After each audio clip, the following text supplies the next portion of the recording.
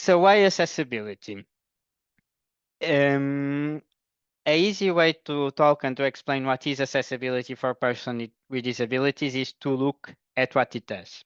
It's about ensuring that persons with disabilities, all persons with disabilities with all types of needs, can access on an equal basis with others to the physical environment, transportation, and I think what we are talking also a lot here today, information and communication. It is about distributing information and making our events um, adapted to make sure that everybody can actually attend them and that everybody can get their information. Sometimes that means adapting our events and creating new forms of communication. Sometimes it also means making sure that we have the same type of information available in different formats. So for example, I think James will explain it better, but not only to have a PDF to our information, but also to have it directly in the website and let people choose what they want to access. Something else about accessibility is that is in organizations like ours, it is crucial. It is crucial for persons with disabilities to be able to even access the information and have the information. But many types of adjustments we make to make things accessible are beneficial to all.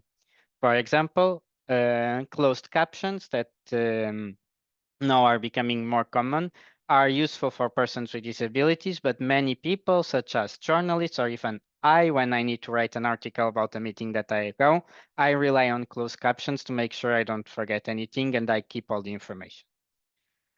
However, still most campaigns and most people in general, unfortunately, do not consider it that is needed, but also beneficial for others. And they look at it as something that does not have much value. However, if we don't have access to information, if persons with disabilities or persons with accessibility needs cannot access the information, they cannot even also participate. They cannot engage with your content. And finally, something that is important to remember is also accessibility is, I like to say a bit a cliche, but it is a journey.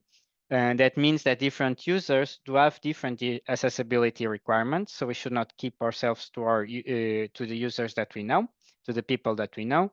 But also it's difficult if it's not 0 or 100. It is often, in my experience, easier to go step by step to try to implement things in a phased way so that you are not overwhelmed. Often you might indeed learn, and it would be great for us if everybody could make everything accessible immediately, but doing something is better than doing nothing. Next slide, please. And something that I really like about accessibility personally, and I think it's sometimes forgotten when we talk about this, is the importance of alternative formats, of making sure that your information is not only available in a PDF or in a video, but that there are different ways that you can access. This is important because even if you make everything very accessible, there will still be people with specific user needs that will prefer at the moment to access the information in their specific way.